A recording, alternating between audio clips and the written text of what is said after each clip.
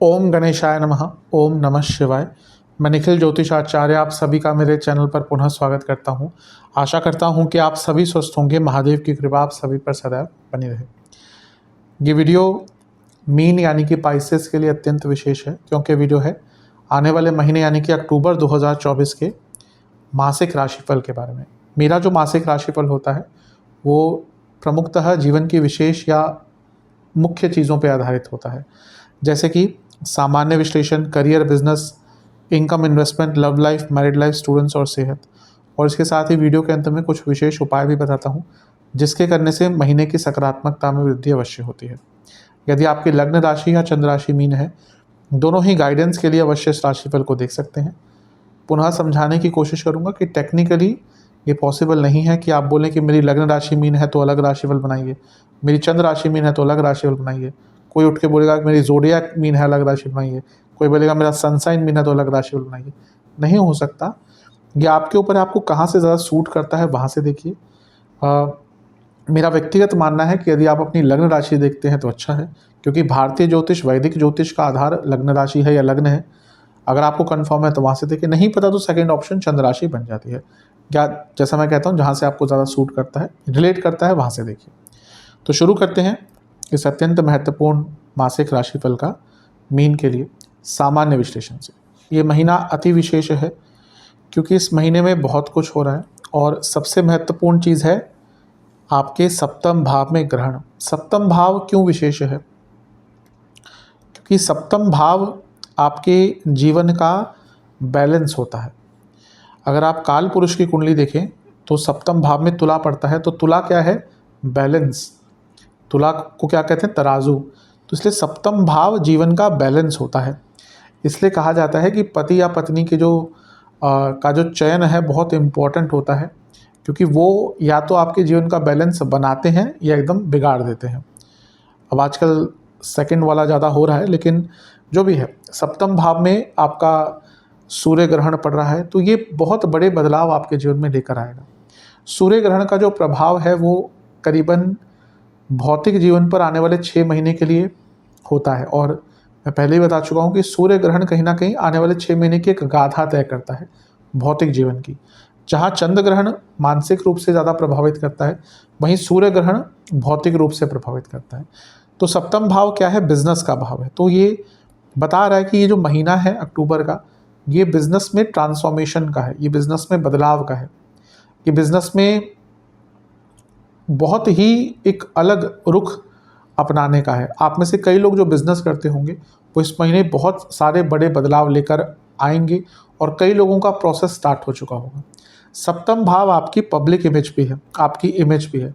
अब हम रियल में कैसे होते हैं वो केवल हमें पता है और ईश्वर को पता है, लेकिन हम समाज के सामने कैसे होते हैं वो सप्तम भाव दिखाता है। ये कहीं ना कहीं हम हैं, लग्न, चंद्रमा मन है, लेकिन सप्तम भाव वो है कि हम जो समाज को एक अपना एक चेहरा दिखाते हैं। ज्योतिष में स्पेशली साउथ इंडियन ज्योतिष में, नाड़ी ज्योतिष में आरूढ़ एक होता है, वो कई लग्न का आरूढ़ या लग्नेश का आरूढ़ बहुत चीज़ें बता देता है। वो खैर बहुत डीप टॉपिक है, लेकिन सप्तम भाव एक प्रकार से आपकी इमेज बताता है। तो सप्तम भाव में ग्रहण लग रहा है, यानी कि नेगेटिव क्या हो सकता है? जिनकी कुंडली इस समय खराब चल रही है, यानी कि दशा खराब, तो उनका यहाँ पर इमेज पर प्रहार हो सकता है, उनके नाम को खराब करने का प्रयास हो सकता है। लेकिन जिनकी दशा अंतर्दशा अच्छी चल रही है, वो यहाँ पर अपनी इमेज को बदलने का प्रयास करेंगे, अपने जीवन में नई चीज़ों को अपनाएंगे और उसके द्वारा भी अपनी एक नई इमेज रिक्रिएट करेंगे, यानी कि अपने आप को पूरा बदलने का मौका आपको मिल सकता है। और ऑब्वियसली आज के टाइम में अगर आपकी इमेज अच्छी है तो आप आगे बढ़ सकते हैं, किसी भी क्षेत्र में चले जाएं। तो इमेज को बदलने का मौका, इमेज को सुधारने, निखारने, संवारने का मौका इस महीने आपको मिलने वाला है। बहुत कम लोग जिनकी दशा खराब चल रही है, उनको थोड़ा सा अपने नाम को बचा कर रखना पड़ेगा, अदरवाइज तो ये बदलाव का महीना है।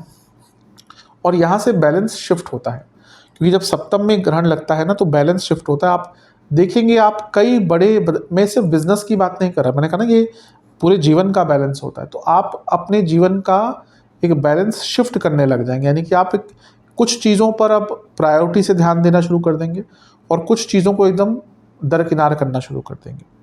तो ये प्रभाव ग्रहण का बहुत होने वाला है। मैरिड लाइफ पर इसका ऑब्वियसली अच्छा इम्पैक्ट नहीं पड़ेगा, ग्रहण है। और सप्तम भाव पर अगर देखें तो कितने ग्रहों का प्रभाव है, 4 ग्रह बैठे हैं, मंगल देख रहे हैं, गुरु देख रहे हैं, राहु का प्रभाव है, 7 ग्रहों का प्रभाव। मैरिड लाइफ के लिए तो ये महीना बहुत कष्टकारी है, बहुत कष्टकारी। बिजनेस में जैसा मैंने कहा 7 ग्रहों का प्रभाव, यानी कि नई चीज़ें आप ऐड ऑन कर सकते हैं। बिजनेस करने वालों को एक फ़ायदा भी होता है, वो चाहे तो अपने आप को बहुत एक्सपैंड कर सकते हैं। दूसरी साइड एक नुकसान भी होता है, जब नहीं आता पैसा तो फिर कभी कभी नुकसान झेलने पड़ते हैं। प्रोज एंड कॉन्स है, लेकिन ये महीना कहीं ना कहीं बिजनेस के लिए बहुत अच्छा। लेकिन मैरिड लाइफ पर इस महीने का बहुत बुरा प्रभाव पड़ेगा, क्योंकि सप्तम में केतु चल रहे हैं और जिसकी दशा अंतर दिशा भी इस समय थोड़ी सी केतु की ही, शनि की, किसी पीड़ित चंद्रमा की या अष्टम में बैठे ग्रह की चल रही है। वो इस समय ना समाज से कटना चाहेगा। सबके साथ ये नहीं होगा, मैंने कहा ना पब्लिक इमेज, लेकिन जिनकी केतु की, शनि की, अष्टम में बैठे ग्रह की, विकृत चंद्रमा की, वक्रित मतलब कि विकृत चंद्रमा, वक्री नहीं, चंद्रमा कभी वक्री नहीं होते, विकृत चंद्रमा यानी कि जो थोड़े से प्रभावित है, तो फिर राहु के साथ चंद्रमा या केतु के साथ चंद्रमा, तो ऐसे लोग थोड़ा सा अपने आप को समाज से दूर कर लेंगे कुछ टाइम के लिए, लेकिन वो भी उनके पुनरुत्थान के लिए ही होगा। ग्रहण के बाद होगा वक्री ग्रह, कौन सा सबसे इम्पोर्टेंट आपके लिए, देवगुरु बृहस्पति। बट इनमें मैं इस बृहस्पति के लिए मैं एक अलग से वीडियो बना ही चुका हूँ ऑलरेडी, उसका प्रभाव आप देख सकते हैं वीडियो पे जाकर। लेकिन क्योंकि आपके लग्नेश वक्री हो रहे हैं और बली हो रहे हैं, कोई भी ग्रह वक्री होता है तो बली होता है, और शुभ ग्रह की शुभता और बढ़ती है। तो तीसरे घर में है, यकीनन ये महीना आप बहुत कुछ बदलने वाले हैं, और आप में से कई लोग वो प्रोसेस सितंबर में ही चालू कर चुके होंगे जी। और ये प्रायोरिटीज़ वाला महीना होता है। कभी कभी क्या होता है ना, हम एक भेड़ चाल में चलते हैं, हम एक रैट रेस में चलते हैं, हम बस कर रहे हैं, क्यों कर रहे हैं हमें नहीं पता। ये महीना है जब आप क्वेश्चन करेंगे अपने आप से, मैं क्यों कर रहा हूँ, मैं किस लिए कर रहा हूँ, मुझे क्या प्राप्त करना है, और ये भी बहुत विशेष होता है। बाकी ग्रहों के गोचर पर चलते हैं। बुध का गोचर होगा सबसे पहला 10 तारीख को, और बुध आ जाएंगे आपके अष्टम में। अष्टम के बुध धन के लिए बहुत अच्छे होते हैं। एकमात्र ग्रह जो बताए जाते हैं कि अष्टम के बुध जो बहुत बड़ी मात्रा में धन दे सकते हैं। कई ऐसी कुंडलियाँ देखी हैं मैंने, अष्टम के बुध है बहुत, हाँ मे बी सही तरीके से नहीं कमाया हो, लेकिन धन बहुत होता है। तो अष्टम में बुध आ रहे हैं और शुक्र के साथ बैठ रहे हैं, तो धन तो तेज़ गति से बढ़ेगा। और ये शुक्र जो है विपरीत राजयोग बना रहे हैं, तो नए सोर्सेस, अटका पैसा और अचानक से कुछ नया करने का मौका मिल सकता है जो धन की वृद्धि करेगा। बुध आपके सप्तमेश हैं, तो अपने से दूसरे भाव में तो बिजनेस में लाभ होगा। पति या पत्नी की इनकम बढ़ सकती है, और चौथे घर के स्वामी भी हैं, कोई एंसेस्ट्रल प्रॉपर्टी का वाद विवाद था वो सुलझ सकता है, और कोई प्रॉपर्टी बेच के नई प्रॉपर्टी लेने का भी योग यहाँ पर बन जाता है। इसके बाद शुक्र, अच्छा ये लक्ष्मी नारायण योग है। ये अष्टम भाव में लक्ष्मी नारायण योग, यानी कि यही बताता है कि कुछ नया स्रोत आपका धन कमाने का अवश्य खुल सकता है। इसके बाद शुक्र का गोचर होगा, वो होगा 13 तारीख को, और शुक्र आपके नवम में आ जाएंगे। शुक्र आपके अष्टमेश हैं और शुक्र आपके तीसरे घर के स्वामी हैं। अष्टमेश का नवम में आना यानी कि अचानक से भाग्य का साथ, और तीसरे घर के स्वामी का नवम में आना यानी कि भाग्य को पराक्रम का साथ। बहुत अच्छा है ये शुक्र। मैं बता चुका हूँ पहले भी कई बार कि ये कन्फ्यूजन है, कुछ लोग कहते हैं कि अष्टमेश है तो मीन के लिए बुरे होंगे। नहीं, ज्योतिष का सूत्र है कि जो भी ग्रह आपके लग्न में उच्च का होगा वो आपके लिए अच्छा प्रभाव देगा। तो शुक्र भले ही अष्टमेश है, वो आपके लग्न में उच्च के होते हैं तो आपके लिए अच्छा प्रभाव देंगे। इसका ऑपोजिट भी उल्टा है, जो भी ग्रह आपके लग्न में नीच का होता है, कौन सा होता है मीन के लिए नीच का, ये बुध, तो वो आपके लिए बाधकेश हैं ही। तो इसलिए यहाँ पर जो प्रभाव है शुक्र का वो आपको अच्छा ही रिजल्ट एक देकर जाएगा। इसके बाद सूर्य और मंगल का गोचर आसपास होगा। 17 को सूर्य मंगल का गोचर होगा, 20 को सूर्य आ जाएंगे अष्टम में और मंगल आ जाएंगे पंचम में 20 को, ये सूर्य आएंगे 17 को। सूर्य का अष्टम में आना वैसे बहुत अच्छा नहीं होता। अब विपरीत राजयोग बनाएंगे, ये अच्छा है। कुछ सरकारी बाधाएं थी, कुछ कार्य समझ नहीं आ रहे थे। अब अष्टम भाव अंधकार का होता है तो सूर्य तो प्रकाश है।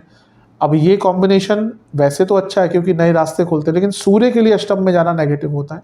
हेल्थ इश्यूज आ सकते हैं, पेट के रोग तंग करेंगे, वैसे भी मीन वालों की इम्यूनिटी कम होती है, तो इम्यूनिटी के प्रॉब्लम्स आपको तंग कर सकते हैं। मंगल का पंचम में आना मिश्रित प्रभाव देगा, जहाँ एक और वो नीच के हो रहे हैं, लेकिन दूसरी ओर वो लक्ष्मी स्थान में आ रहे हैं। पैसा बढ़ेगा, और नीच का ग्रह पैसा अवश्य देता है, इसमें कोई डाउट नहीं है।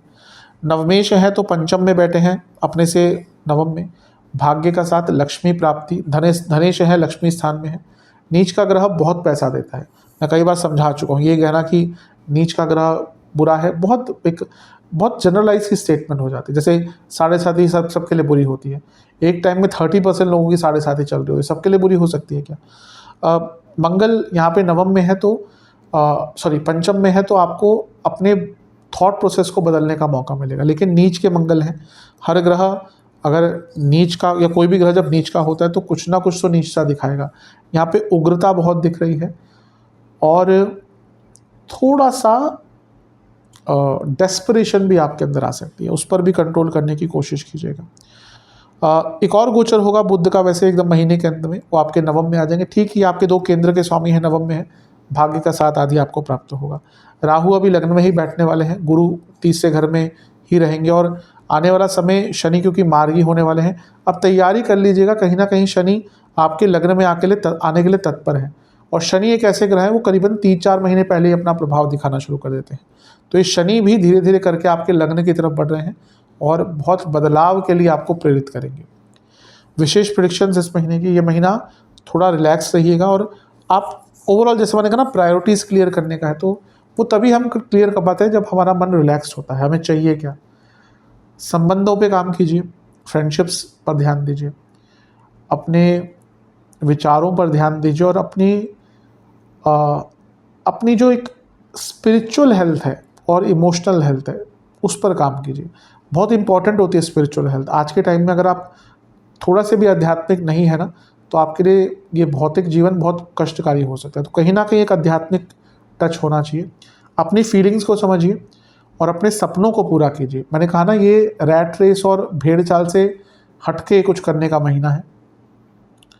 डिसीजंस बड़े ले पाएंगे, जो अधिकतम आपके लिए अच्छे भी हो सकते हैं, थोड़े से स्पॉन्टेनियस भी रहेंगे, और एक प्रकार से कंटेंटमेंट पर काम करेंगे, संतुष्टिता पे काम इस महीने आप करेंगे।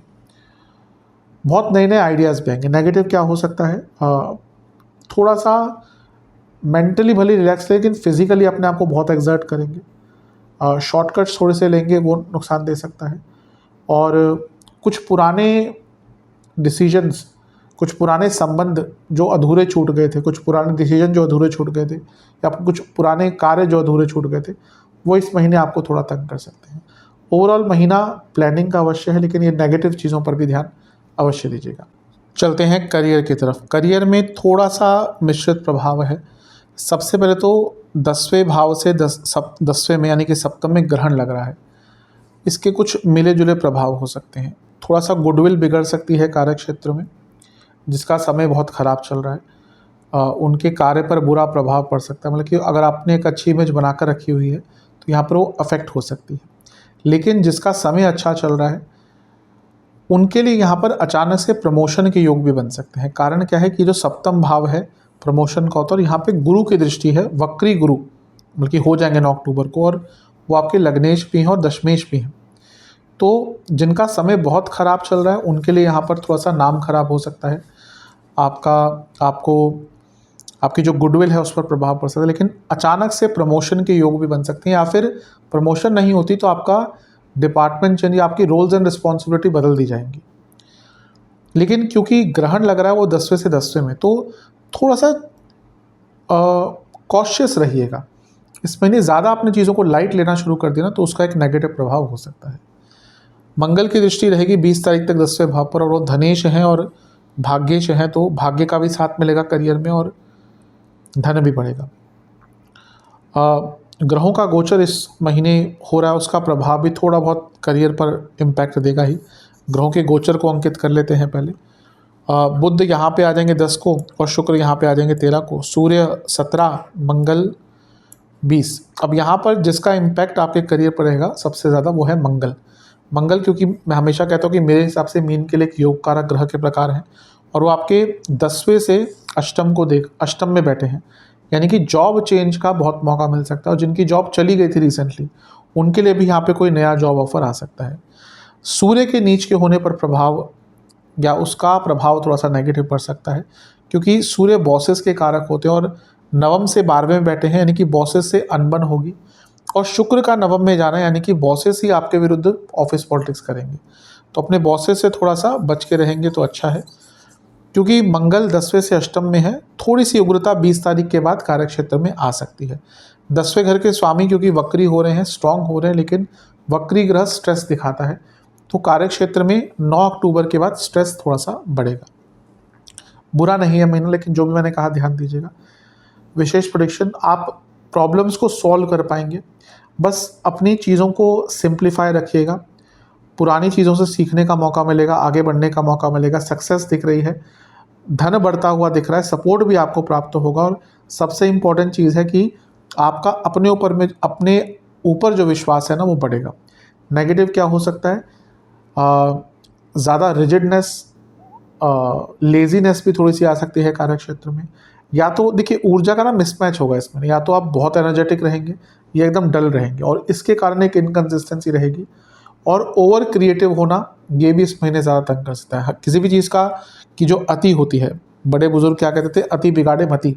तो किसी भी चीज़ की जो अति होती है ना वो खतरनाक होती है। ओवर क्रिएटिवनेस भी कभी कभी खतरनाक होती है, तो इन सारी चीज़ों पर ध्यान दीजिएगा। बिजनेस की तरफ चलते हैं। जहाँ तक बिजनेस की बात है, ये महीना आपका अच्छा ही दिख रहा है। जैसे मैंने शुरू में ही सामान्य विश्लेषण में ही कहा था, ये महीना ट्रांसफॉर्मेशन का है। बिजनेस में बहुत बड़े बड़े बदलाव आते हुए दिख रहे हैं, और सबसे इम्पॉर्टेंट चीज़ ये है कि जो आप इम्प्लीमेंट करना चाह रहे थे बहुत टाइम से, यहाँ पे वो इम्प्लीमेंट हो सकता है। बस एक चीज़ का ध्यान देना है कि सप्तम में है ग्रहण, और यहाँ पे सूर्य ग्रहण लग रहा है।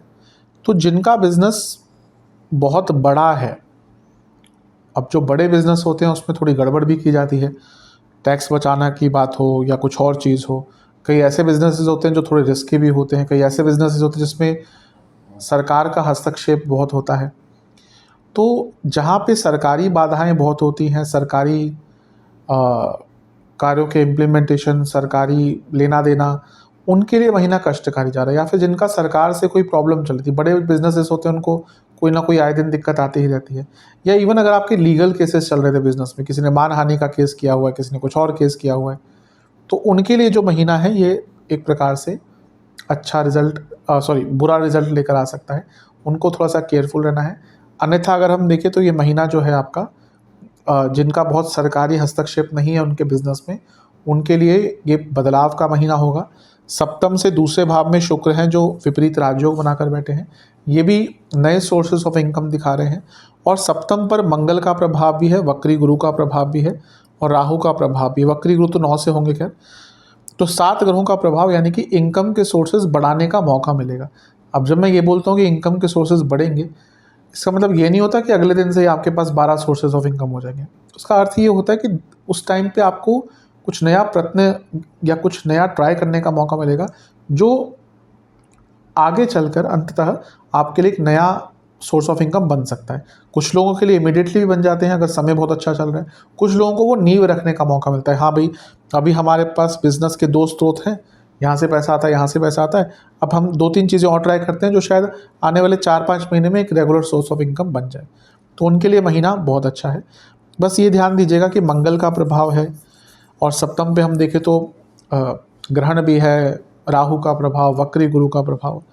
तो गुस्सा ना बहुत रहेगा, और स्पेशली अगर आपका पार्टनरशिप वाला बिजनेस है तो आपके पार्टनर से संबंध बहुत बिगड़ सकते हैं। विशेष प्रेडिक्शन, थोड़ा लाइट हेडेड रहिएगा, कॉन्शियस बहुत रहेंगे बिजनेस को लेकर, मैच्योरिटी आती हुई दिख रही है। आप कॉन्शियसली इस महीने थोड़ा सा स्लो डाउन लाएंगे कि चीज़ों को, ऐसा नहीं कि बहुत ही ज़्यादा सब कुछ एक साथ काम ले लिया, काम बढ़ेगा, लेकिन आप बहुत कॉन्शियस रहेंगे कि हाँ एक अच्छी पेस पे चलना है, यानी कि बहुत ज़्यादा तेज़ भी नहीं, बहुत ज़्यादा स्लो भी नहीं। झगड़े होने के काफ़ी चांसेस है, जैसे मैंने कहा, सरकारी बाधाएं आ सकती हैं, लेकिन बिज़नेस को रीडेवलप करने का, हील करने का, ठीक करने का, बिज़नेस के जो लूप होल्स हैं उनको ठीक करने का मौका आपको अवश्य इस महीने प्राप्त हो सकता है। गाइडेंस भी इस महीने आपको मिलती हुई दिख रही है। तो ओवरऑल देखा जाए तो महीना काफ़ी अच्छा है। बस जो सरकारी बाधा की मैंने बात करी है उस पर बहुत गहनता से ध्यान देना पड़ेगा, स्पेशली जिनके बिजनेसेस बहुत बड़े हैं। चलते हैं इनकम, इन्वेस्टमेंट और एक्सपेंसेस की तरफ। इनकम में तो वृद्धि होगी ही। आपके 10वें भाव पर 11वें भाव पर मंगल की दृष्टि, या कहिए 11वें भाव पर लाभ स्थान पर पूरे ही महीने मंगल की दृष्टि बनी रहेगी। पहले उनकी 8वीं दृष्टि, फिर वो यहाँ पे आ जाएंगे तो उनकी 7वीं दृष्टि। और मंगल धनेश हैं और लाभेश भाग्येश हैं, तो ये पूरा ही महीना अच्छा है। शुक्र का भी त्रिकोण में आना ये सब इंडिकेट कर रहा है पैसा तो आएगा। इन्वेस्टमेंट की बात करें, शुरुआती 10 दिन में मत कीजिएगा, बीच के 10 दिन में अवश्य कर सकते हैं, अंतिम 10 दिन में भी ज़्यादा इन्वेस्टमेंट नहीं करनी। खर्चों की बात करें तो टेक्निकल चीज़ों पर बहुत खर्चा होगा, इक्विपमेंट्स पर बहुत खर्चा होगा, कुछ पार्टीज आदि पर खर्चा होगा, धार्मिक कार्यों पर बहुत खर्चा होगा, आपके पास पेट्स हैं तो उन पर खर्चा बहुत होगा, कपड़ों पर खर्चा बहुत करते हुए दिख रहे हैं, और अपने पूरे लाइफस्टाइल को बदलने के लिए काफ़ी बड़ा खर्चा इस महीने कर सकते हैं। चलते हैं लव एंड रिलेशनशिप की तरफ। पहले नो कॉन्टैक्ट सिचुएशन से शुरू करेंगे। पेशेंस रखिएगा, इस महीने ज़्यादा ट्राई मत कीजिएगा, चांसेस कम ही हैं। नए रिलेशनशिप की फिर भी संभावना इस महीने बन रही है, लेकिन नो कॉन्टैक्ट सिचुएशन में बहुत ज़्यादा चांसेस नहीं है। जो लोग रिलेशनशिप में है, मिश्रित महीना है। एक तो शुक्र पहले अष्टम में रहेंगे जो एक अनिश्चितता क्रिएट करते हैं क्योंकि रिलेशनशिप के कारक हैं। दूसरा, पंचम में मंगल आ जाएंगे 20 तारीख को, और क्योंकि ग्रहण लग रहा है सप्तम में, और वो भी रिलेशनशिप के लिए इंपॉर्टेंट भाव होता है। जिनका रिलेशनशिप वैवाहिक तरफ जीवन की तरफ जाना शुरू हुआ था कि चलो अब बात कर सकते हैं, वहाँ पे एक ठहराव आ जाएगा या एक अनिश्चितता आ जाएगी। लेकिन जैसे जैसे समय आगे बढ़ेगा चीज़ें बेटर होंगी, स्पेशली जब शुक्र नवम में आ जाएंगे यानी कि 13 तारीख को, क्योंकि वो पंचम से पंचम भाव है। तो यहाँ पर रिलेशनशिप में थोड़ी बहुत प्रॉब्लम जो चल रही थी, वो जो दिक्कतें परेशानी चल रही थी, वो दूर होना शुरू हो जाएंगी। बस ये है कि मंगल 20 तारीख को यहाँ पे आएंगे तो उग्रता अवश्य आती है, तो अपनी उग्रता पर ध्यान देंगे तो आपके लिए, या उग्रता पर कंट्रोल करेंगे तो आपके लिए अवश्य अच्छा रहेगा। मंगल आपके वाणी के स्थान के स्वामी और नीच के हो जाएंगे, तो वाणी पर कंट्रोल इस महीने रिलेशनशिप पर बहुत अनिवार्य रहेगा। विशेष प्रेडिक्शन, कुछ क्लैरिटी की कमी हो तो उसको दूर कर लीजिएगा, कुछ छुपा के मत रखिएगा अपने पार्टनर से। अगर प्रॉब्लम ज़्यादा चल रही है तो एक नई शुरुआत दीजिएगा। और सबसे इम्पोर्टेंट चीज़ ये है कि आपको अपने पार्टनर पर ट्रस्ट करना सीखना पड़ेगा, क्योंकि यहाँ पे एक ही दिक्कत दिख रही है कि शायद आप अपने पार्टनर पे ट्रस्ट नहीं कर पाते, और इसका एक बुरा प्रभाव दिखता है, बार बार दिखता है। एक कंसिस्टेंसी की जो कमी है वो इसी कारण है कि एक ट्रस्ट इशू है वो बढ़ता जा रहा है। तो रिलेशनशिप के लिए बहुत बुरा महीना तो नहीं कहूँगा, लेकिन ये ग्रहों के गोचर के कारण थोड़ी सी अनिश्चितता अवश्य आ सकती है। मैरिड लाइफ की तरफ चलते हैं। मैरिड लाइफ के लिए तो जैसे मैंने कहा ही था शुरू में कि महीना अच्छा नहीं होगा। सप्तम भाव पर इतने सारे ग्रहों का प्रभाव, मैरिड लाइफ का ये भाव है। ऑलरेडी मीन वालों के साथ मैरिड लाइफ में प्रॉब्लम चल रही थी क्योंकि केतु प्रभावित कर रहे थे। अब मंगल का प्रभाव भी है, वक्री गुरु का प्रभाव है, राहु का प्रभाव, 7 ग्रहों का प्रभाव मैरिड लाइफ में अच्छा प्रभाव, अच्छा रिजल्ट नहीं देगा। और शुक्र भी क्योंकि 13 तारीख तक अष्टम में रहेंगे तो ये अनिश्चितता क्रिएट रहेगा। हाँ, शुक्र क्योंकि वैवाहिक जीवन के कारक हैं, उनकी स्थिति थोड़ी सी बेटर हो जाएगी जब वो आपके 13 तारीख को नवम भाव में आ जाएंगे। लेकिन फिर भी ये महीना मैरिड लाइफ के लिए बहुत अच्छा नहीं है। मंगल का प्रभाव 20 तारीख तक रहेगा, यानी कि लड़ाई झगड़े उच्च कोटि के होंगे, और मंगल नीच के हो जाएंगे सप्तम से 11वें में 20 तारीख को, यानी कि उसके बाद कन्फ्यूजन और बढ़ेगी। मंगल वाणी के स्थान के स्वामी है, सप्तम से लाभ में उनका नीच का होना, यानी कि अगर कुछ संभावना बन भी रही होगी ना, वो वाणी के कारण आपकी खराब हो जाएगी। तो थोड़ा सा केयरफुल आपको इस महीने रहना पड़ेगा। विशेष प्रेडिक्शन, अगर आपके संतान है, आपकी संतान है तो थोड़ा सा इस महीने उन पर भी ध्यान दीजिए, और अपने आपको थोड़ा सोशल रखिए, मतलब कि बच्चों के साथ भी बात कीजिए। हो सकता है उनका इंक्लूजन आप दोनों के लिए थोड़ी पॉजिटिविटी लेकर आ जाए। कुछ चीज़ों को छुपाइएगा मत, बल्कि ये महीना ऐसा है जब छुपी हुई चीज़ें सामने आ सकती हैं। कुछ आपने छुपा के रखा हुआ था तो वो सामने आ सकता है, उसका बुरा प्रभाव रहेगा। कभी कभी थोड़ी डिप्रेसिव फीलिंग भी हो सकती है मैरिड लाइफ को लेकर। और मैं ये कहूँगा थोड़ा सपोर्ट ढूंढिएगा, अपनों का हो गया, कोई रिलेटिव हो गया, इन लॉज हो गए, दोस्त हो गए, जो आपको थोड़ा सा सपोर्ट कर सकते हैं और इन चीज़ों को ठीक करने का आपको उसमें मदद कर सकते हैं। क्योंकि मैरिड लाइफ के लिए महीना थोड़ा सा नेगेटिव दिख रहा है। देखिए, सप्तम भाव बिजनेस का भी है, वहाँ पर ये ग्रह बहुत अच्छा प्रभाव देंगे, लेकिन मैरिड लाइफ को हम ऐसे बाकी चीज़ों से कंपेयर नहीं कर सकते। यहाँ पे 7 ग्रहों का प्रभाव अवश्य मैरिड लाइफ में बहुत प्रॉब्लम लेके आएगा, और ये शुरुआत में ही दिख जाएगा महीने के, और जैसे जैसे महीना आगे बढ़ेगा प्रॉब्लम भी बढ़ती रहेगी। स्टूडेंट्स की तरफ चलते हैं। एग्ज़ाम से स्टार्ट करेंगे। शुरुआती 10 दिन ठीक ठाक है, लेकिन कुछ पुरानी गलतियां दोहराएंगे। बीच के 10 दिन मानसिक तनाव वाले होंगे, तो मेडिटेशन आदि कीजिएगा। अंतिम 10 दिन ठीक हैं। फिर भी स्टूडेंट्स की बात करें तो ठीक ठाक महीना है। पंचम भाव स्टूडेंट्स का होता है, तो यहाँ पर राहु का प्रभाव तो है ही, मंगल भी यहाँ पे आ जाएंगे जो एक प्रकार के आपके योग कारक है, लेकिन नीच के हो जाएंगे। तो 20 तारीख के बाद होगा क्या कि आपकी ऊर्जा बहुत खंडित हो जाएगी, यानी कि आप आपका जो पूरा एनर्जी है वो गलत गलत जगहों पे लगाना शुरू कर देंगे। बुध जो कारक होते हैं स्टूडेंट्स को, पहले ग्रहण युक्त होंगे 2 अक्टूबर को, उसके बाद चीज़ें ठीक होंगी। तो जो शुरुआती भाग है महीने का, वहाँ पे फोकस की कमी हो सकती है। अन्यथा तो जो महीना है ये आगे चलकर आपके लिए, स्टूडेंट्स के लिए स्पेशली, कुछ अच्छा ही लेके आ सकता है। शुक्र का नवम में आना, यानी कि 13 तारीख को, जो पंचम से पंचम भाव है, यानी कि स्टूडेंट्स के लिए 13 तारीख के बाद कोई बहुत अच्छी न्यूज़ भी आ सकती है। विशेष परीक्षण ये महीना कुछ सक्सेस दे के जाएगा। धीरे धीरे करके फोकस भी ठीक हो जाएगा। कंपटीशन के लिए महीना अच्छा है, कार्य पूर्ण करने के लिए महीना अच्छा है, और सबसे इम्पॉर्टेंट चीज़ है कि कुछ नया और प्रोडक्टिव करने को आपको इस महीने मिलेगा।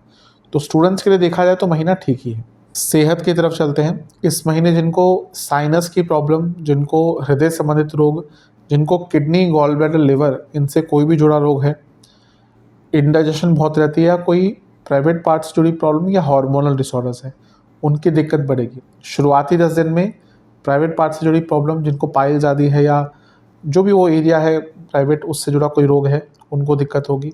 हार्मोनल प्रॉब्लम दिख रही है, आँखों और दांतों की प्रॉब्लम दिख रही है।